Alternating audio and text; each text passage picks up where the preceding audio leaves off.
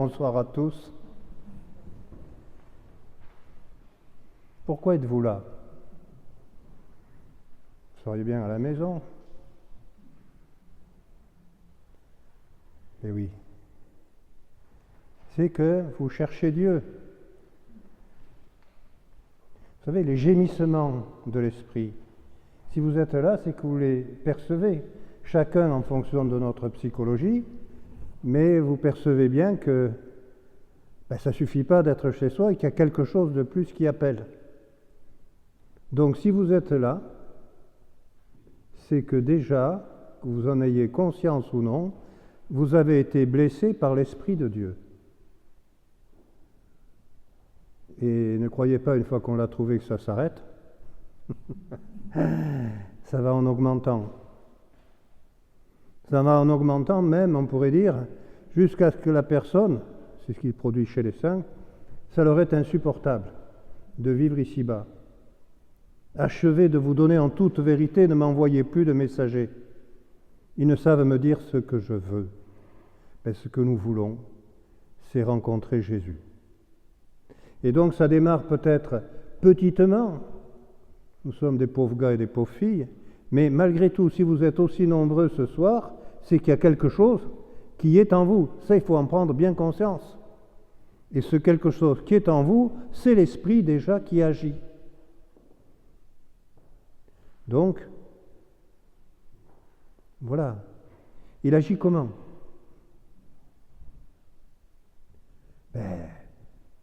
C'est que vous voudriez en avoir plus par rapport à votre vie.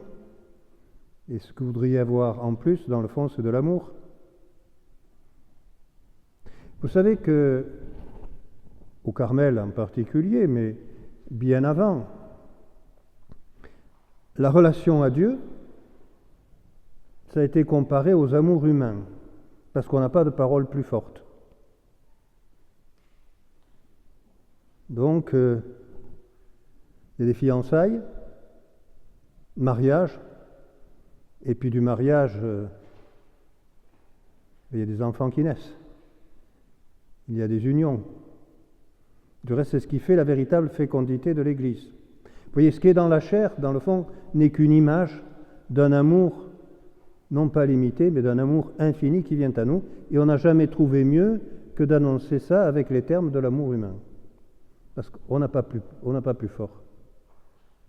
Donc, c'est une histoire d'amour. Si vous êtes là, vous en prendrez peut-être conscience. Mais il y a plus amoureux que nous, c'est Jésus. Voilà, donc une relation d'amour, quelqu'un qui nous aime, et qui nous aime à la folie, qui nous aime tellement que la parole éternelle du Père a pris la condition humaine jusqu'à mourir sur une croix. Donc ça prouve quelle est la puissance et la folie de cet amour de Dieu. Donc il est là et il frappe à la porte de votre cœur. Et ce qui est de votre côté, c'est son esprit qui vous tarabuste. Sinon vous seriez resté à la maison. Donc on est là vraiment au cœur de ce qu'est la prière. La prière, c'est pas tant des formules à dire. Bon, je suis le premier à dire le chapelet, mais vous voyez, c'est une relation avec ce Dieu dont on se sait aimer, aurait dit Thérèse d'Avila. Et si on s'établit dans cette relation, eh bien, on ne peut plus, dit-elle, même s'en débarrasser. Vous ne lâchez plus les baskets. Vous voyez, ça change notre perspective sur la vie de prière. Et donc, cette vie de prière, vous l'avez saisi, c'est une relation. Une relation avec quelqu'un qui nous aime, bien plus quelqu'un qui est follement amoureux de nous. Et nous sommes des gens pleins de préjugés. Alors bon, on voudrait aller à Dieu en disant des tas de formules, mais il n'y a pas de formule magique pour aller à Dieu. La seule chose importante, c'est d'ouvrir son cœur pour ce qu'il veut réaliser à l'intérieur de nous-mêmes. Et il veut nous donner son propre cœur.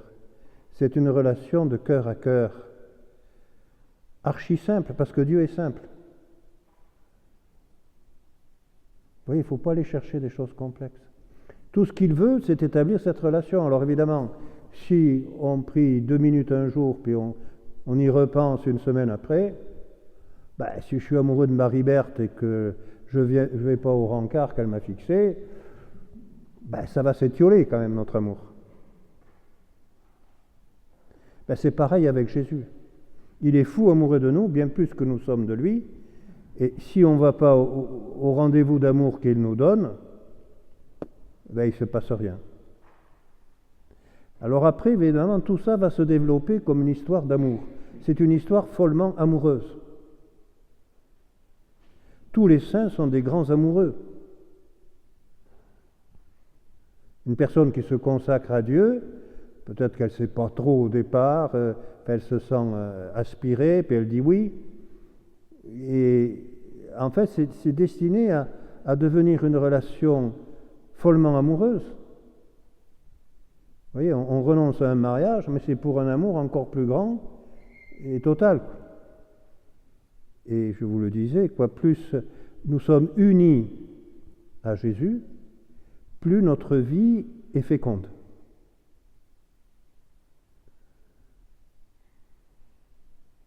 Donc ce qu'il veut, voilà, je ne veux pas rentrer dans la technique, tout ça concernant l'oraison, mais c'est pour vous faire prendre conscience que c'est archi simple, c'est une relation amoureuse, et il faut que nous nous donnions dans cette relation en y accordant du temps.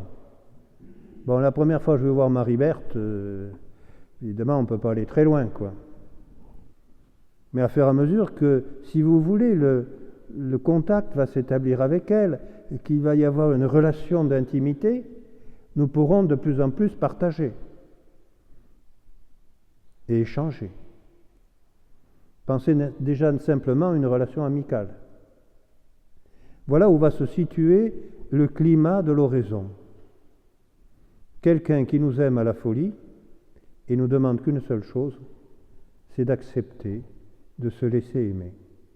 Et si on se laisse aimer, on ne peut plus s'en débarrasser. Bon, ce n'est pas des trucs du frère François, c'est de Thérèse d'Avila. On ne peut plus s'en débarrasser. Et donc, j'en reviens à des histoires d'amour humain. Si je suis vraiment amoureux de Marie-Berthe, je vais y penser tout le temps. Si je suis absorbé par mon travail, évidemment, je ne vais pas y penser sur le moment. Mais est-ce pour ça que je vais moins l'aimer ? Et c'est ça ce qu'on appelle la prière continuelle. La prière continuelle, il y a bien des moments où on n'y pense pas parce qu'on est absorbé par ce que nous avons à faire, mais nous aimons et on ne peut pas aimer dans des horaires SNCF qui sont plutôt élastiques maintenant. Mais quand on aime tout le temps. On n'aime pas dans un créneau horaire. Donc voyez-vous, l'essentiel c'est de quelqu'un qui est follement amoureux de nous, qui veut nous faire partager son amour, bien plus, vous l'avez saisi, puisque c'est les mots mêmes, se marier avec nous, s'unir à nous profondément, eh bien, voilà, vous avez là tout le secret, toute la démarche qui doit conduire à la vie de prière. Alors évidemment, nous allons rencontrer des difficultés dedans, parce que si Marie-Berthe ne vient pas au rencard que je lui ai filé, on va se poser des questions. Pourquoi n'est-elle pas venue ? Qu'est-ce que j'ai fait ? Qu'est-ce qui l'a empêché de venir ? Est-ce que j'étais assez sympa avec elle la dernière fois ? Est-ce que nous avons échangé dans la vérité ? Eh bien oui, c'est ça aussi, la vie de prière. Alors j'en veux pour exemple, dans l'Ancien Testament, c'est le Cantique des Cantiques.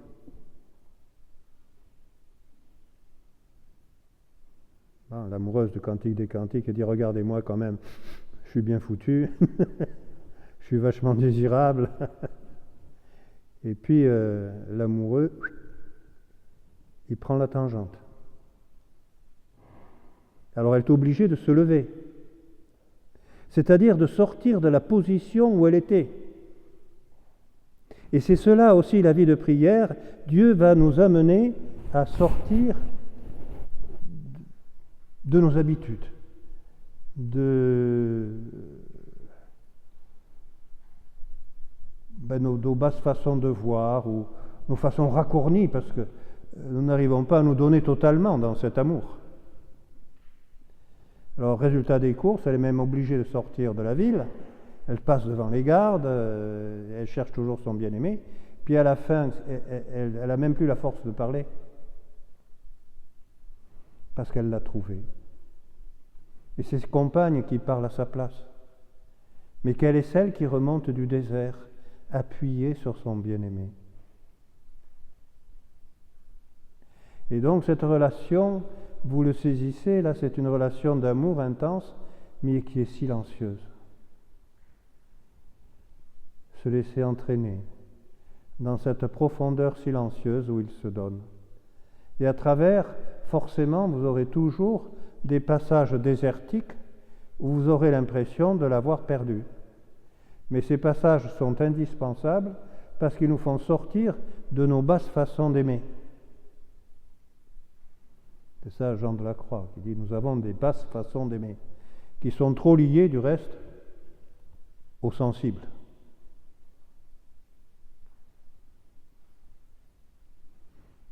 Bon. Je vous le décris comme une histoire d'amour, c'est une histoire d'amour, mais ça n'a rien à voir avec les romans d'amour du Haut et Harlequin, je ne sais pas si ça existe toujours. Ça existe toujours, mais ça se vend bien ce genre de truc.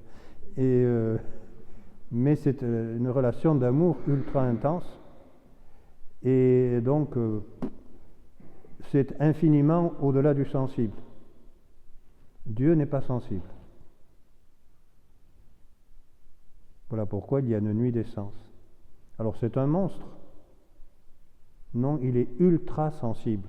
Et notre sensibilité est grossière et incapable de saisir la finesse de la beauté de cet amour de Dieu.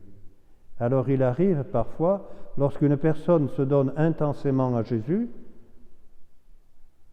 eh bien lui, il va mettre un peu la main à la pâte, comme l'amoureuse du Cantique des Cantiques, il va fuir. Alors on est obligé de sortir. La relation que l'on croyait formidable, il veut en donner infiniment plus.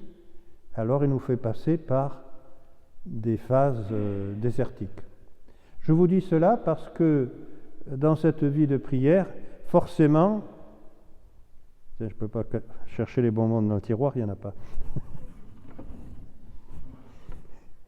Je ne peux pas, vous voyez, nous aurons toujours, si vraiment on se donne dans la vie de prière, des moments apparemment de déconvenus.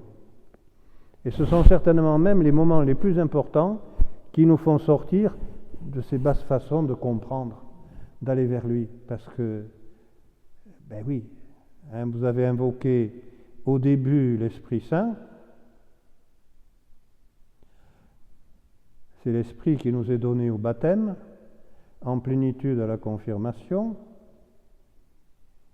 Et je disais aux sœurs, reprenant la parole, j'aime beaucoup les premiers moines qui étaient en Égypte, qu'on appelle les pères du désert. Et c'est souvent des paroles ultra simples.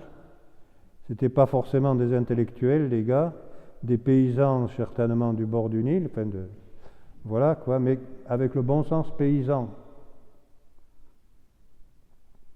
Il y en avait même un, celui dont je vais vous parler, Macaire, qui volait le nitre. C'est une substance qu'ils extrayaient des marais salants au bord de la mer. Alors, il est même accusé une fois par un frère d'être un ancien voleur de nitre. Et alors qui dit, la conversion est plus grande que le baptême.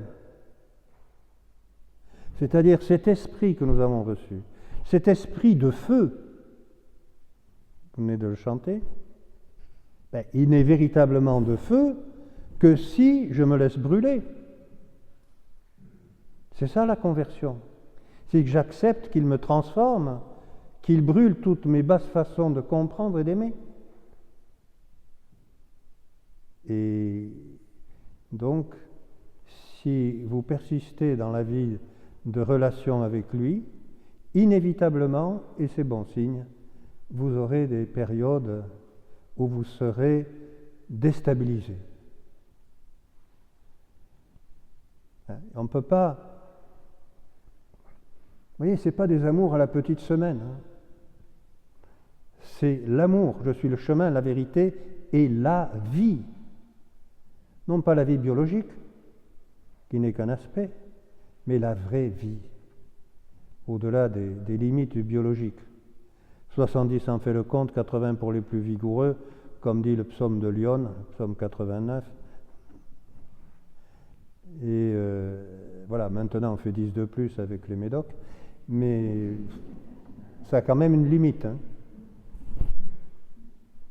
Donc il est venu pour nous donner la vie, je suis venu pour que l'homme ait la vie et qu'il l'ait en abondance. Et cette vie commence si vous entrez dans cette vie de relation, cette vie de prière. Et là, il veut vraiment se donner, et je vous dis, c'est comme toute éducation, quand on va à l'école, c'est pas toujours facile d'apprendre l'étape de multiplication, puis après la suite, il y a des fonctions un peu perverses quand on arrive en classe de terminale, qui se courbent et qui se recourbent. Mais nous avons des phases d'apprentissage. Il y aura donc dans la vie de prière, la vie de relation avec lui, pour que cet amour puisse croître, vous avez saisi, c'est vraiment une relation d'amour, il y aura des périodes où il va ratiboiser nos basses façons d'être en relation avec lui. Parce que sinon, vous voyez, on se contenterait de l'à peu près. Non, il faut laisser toutes nos idées pour laisser cet amour se déployer. Le véritable amour est sans limite. Déjà, les amours humains sont sans limite quand on aime vraiment. Alors l'amour en Dieu, c'est illimité, c'est infini. Il veut nous en donner au-delà de tout ce qu'on peut imaginer. Et l'Esprit Saint est imaginatif. Et donc, voilà. Je crois que c'est important de vous dire cela, parce que si vous persistez dans cette vie de relation à lui, parfois il se donne de façon sensible, souvent au début pour amadouer. Puis après, quand on est en vie de relation avec lui constamment, demander aux carmélites, c'est souvent bien sec. Alors il y a un test. J'ai toujours pris le risque de dire aux gens, les gens me disent « Oh ben écoutez, je n'éprouve rien. » Je dis « Arrêtez de faire oraison. » « Ah mais non, je ne peux pas. » Et pourquoi ? Parce que justement, il se donne à un niveau de profondeur que la personne n'avait pas envisagé, qui n'est pas ce niveau de superficiel, sensible. Je vous dis, Dieu n'est pas sensible, il est d'une sensibilité divine, ultra sensible, et il nous fait passer par ces disettes. Donc là aussi, vous éprouverez ce phénomène, vous irez à l'horizon. Alors je vous dis, au départ, il peut se donner, c'est la vie de château pourvu que ça dure, mais non, il arrive des moments où il nous met en disette. Et là, c'est le moment de persister, parce que c'est peut-être au moment les plus arides qu'il se donne le plus profondément. Si nous ne faisons pas blocage.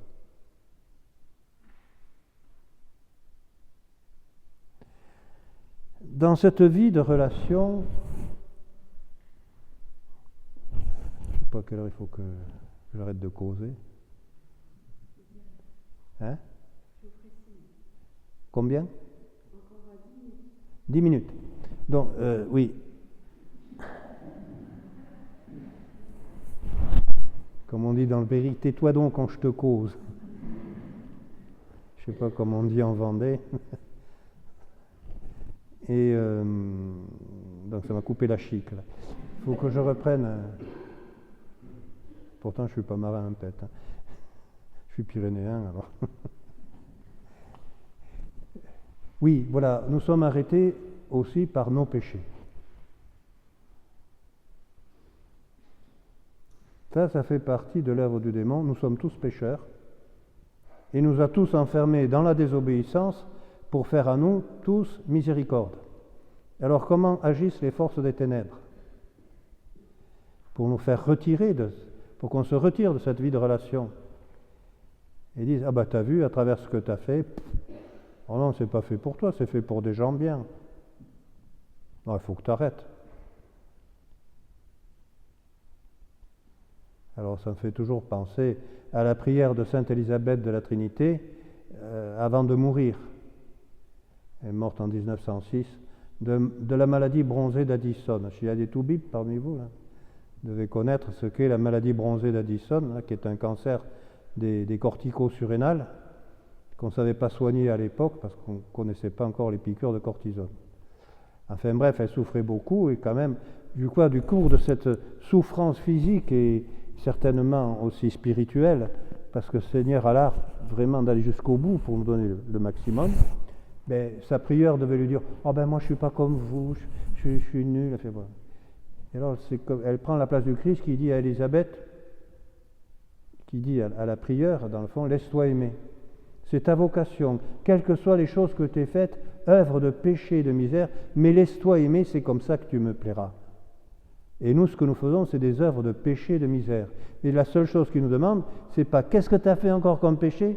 Il te dit « Mais fous-moi la paix. Laisse-moi t'aimer, je t'aime. Tes péchés, je m'en fous, j'ai donné sur la croix. »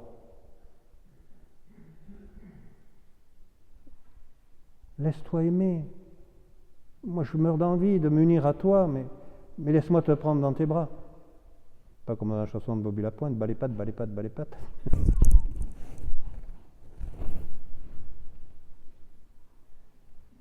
Ça aussi, c'est important pour persévérer dans cette vie de relation à Dieu. Et c'est là qu'aussi nous faisons indirectement l'expérience des forces des ténèbres. Les forces des ténèbres essayent toujours de nous replier sur nous, soit dans une position narcissique. Vous vous rappelez l'amoureuse du Cantique des Cantiques au début, regardez, je suis bien foutu, je suis une super nana. Ou alors, t'as vu, t'es un gros nul, Dieu ne peut pas t'aimer. Voilà pourquoi le Seigneur essaye de nous attirer vers le silence. Tais-toi. Oui, mais tais-toi.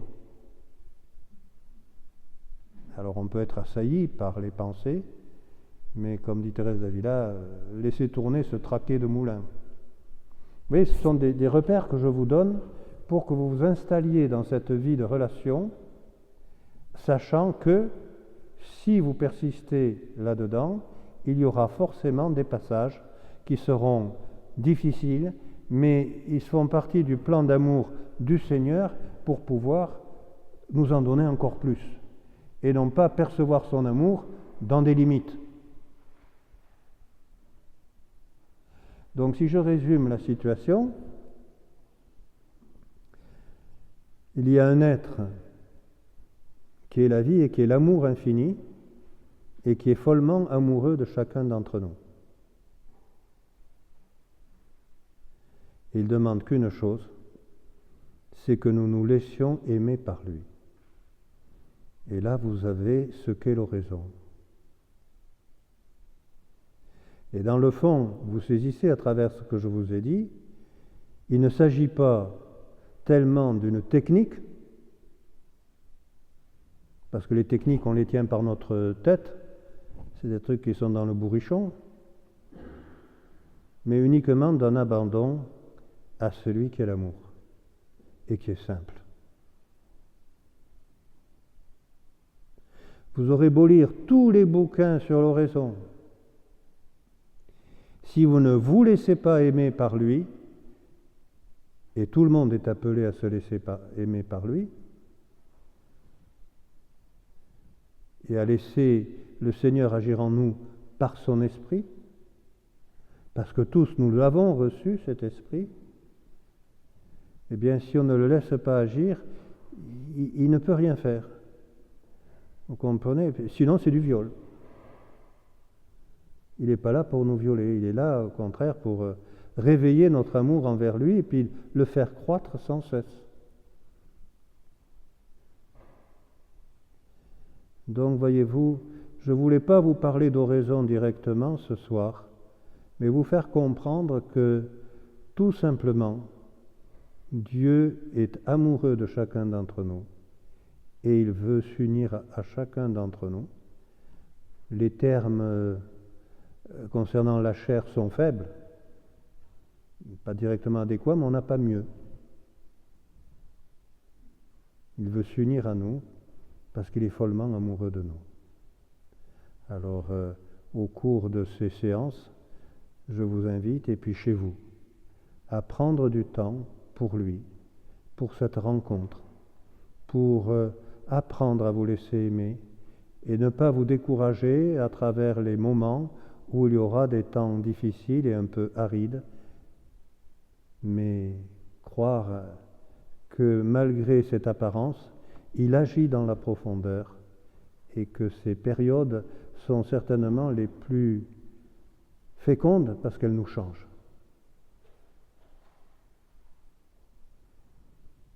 Bon, par exemple, Thérèse d'Avila compare ça, toute cette vie de relation à Dieu, à la métamorphose du papillon. Elle dit un si joli petit papillon, le ver à soie, c'est le plus moche qu'il y ait, elle n'a pas dû en voir beaucoup. Mais vous savez, la chenille, dans le fond, c'est un être qui vit au ras des feuilles. Et ce qui vient après, c'est un être aérien, léger et sans limite. Mais à travers un temps aussi, dans la chrysalide, où cet être est complètement transformé, paralysé, transformé, pour que tout se réorganise pour un être nouveau. C'est l'homme nouveau que Jésus désire, qui est à son image et à sa ressemblance. Et nous serons semblables à lui parce que nous le verrons tel qu'il est. Et voyez-vous, cette vie de prière, cette vie de relation à Dieu, c'est une vie qui nous permet d'accéder à cette transformation. C'est bon? Ça suffit comme si? D'abord, je n'irai pas plus loin, j'ai horreur de tous les flonflons de la valse musette et de l'accordéon, comme disait Jacques Brel.